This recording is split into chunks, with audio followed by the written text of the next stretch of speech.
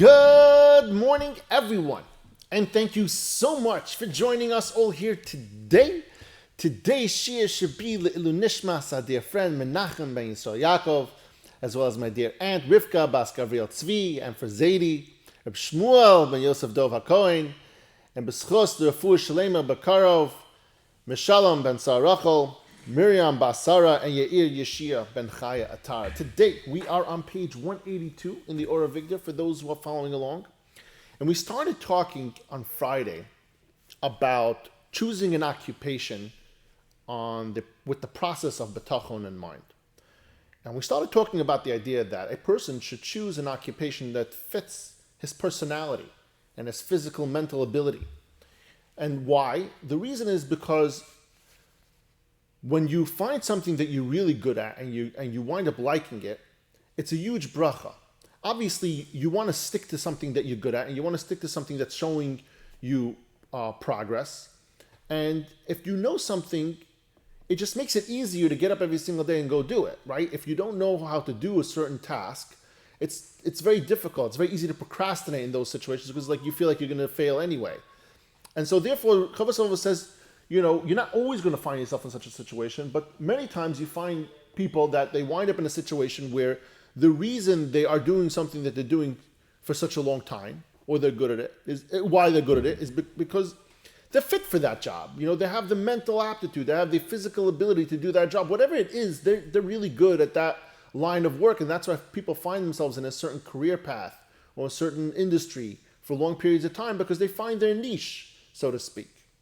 And Chovos HaLevavos talks a little bit about that when it comes to animals. And Hashem did that for animals as well. And you see, he says over here like this. He says, and the configuration of its body and limbs are suited for that. Like the long beak of a long thigh of the kingfish bird that stands in the water to catch fish. So the point over here Chovos HaLevavos is trying to bring out is that you see that in creation, although human beings have a lot more choice in our lines of work, but you see in creation, Hashem made it that even animals are given certain abilities to be able to sustain themselves, just like what we're talking about over here, that a person has certain capabilities and should seek those opportunities that require the capabilities that he has and be able to sustain themselves. So this kingfish has these long beaks and long thighs, so he can stand in the water and look in there and catch fish. And the strong teeth and claws of the lion, because they're carnivores, they hunt and they tear apart flesh. Similarly, the ox and the ram have horns. They do that in order to fend off or get their food that way. As for the animal whose food is obtained from plants, Hashem didn't give it instruments just as claws for capturing and tearing prey. You see, vegetarians, so to speak, or I'm not sure what they're called, but like a cow, for instance, it just eats grass all day and doesn't have any kind of mechanism on them in order to need to tear apart flesh or to hunt. It doesn't run fast, stuff like that, but it doesn't need that in order to sustain itself. Following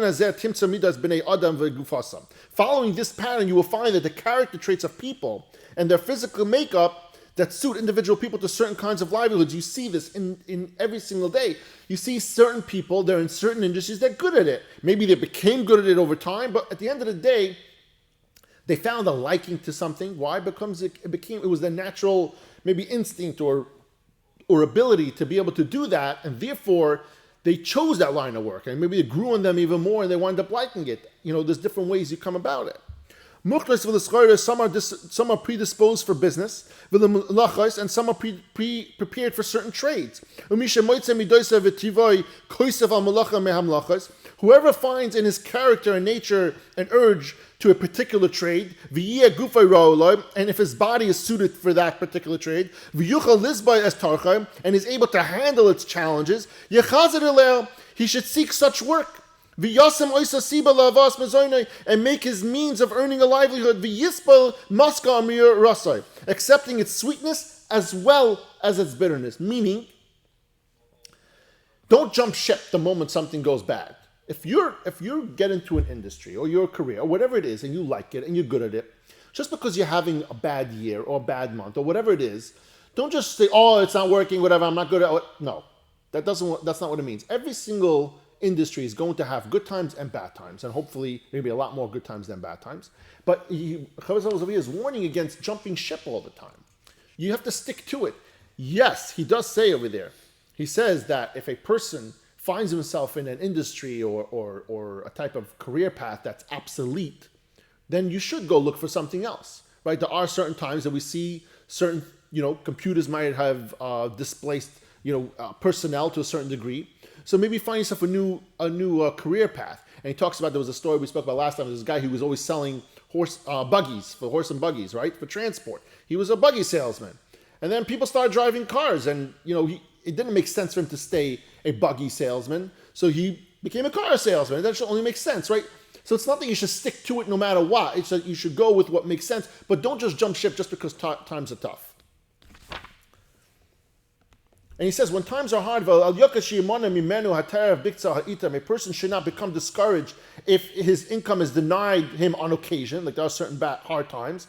If this is the nature is suited to the kind of work and he has already started with it, let him hold on to it as long as he can. Meaning, if your career path or your industry, whatever it is, if you're good at it, you've been there, you've done well with it, just because you ran into difficult times doesn't mean you should go look for something else right away. You should try to stick it out as much as possible. And he says over here, when a man goes into business, Rabbi Victor says, he should also have a positive attitude and thinking that Hashem will support him and enable him to be successful. Understand one of the biggest concepts over here, that when we do choose a livelihood and we do find a career path or a business, whatever it is, one of the most important things we have to remember is that we're doing this l'shem shamayim, because that's what Hashem wants us to do.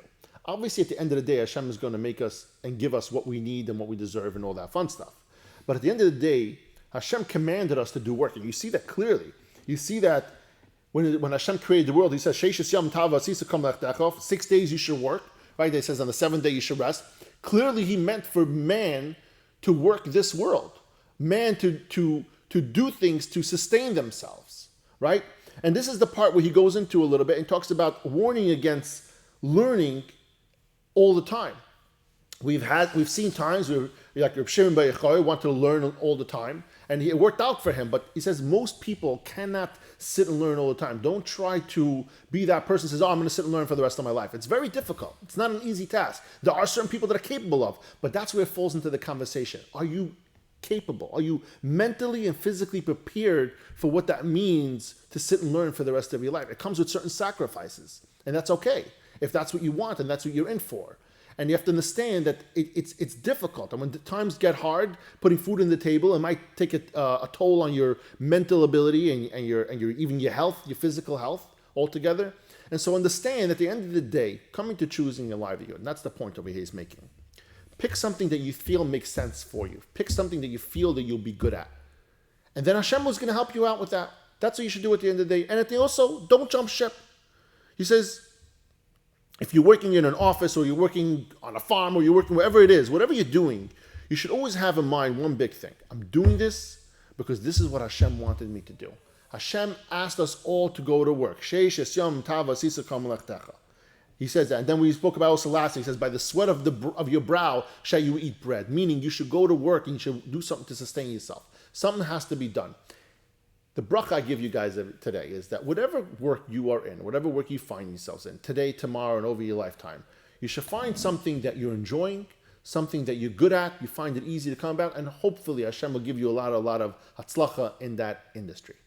Thank you so much for joining us all here today, and I love you all.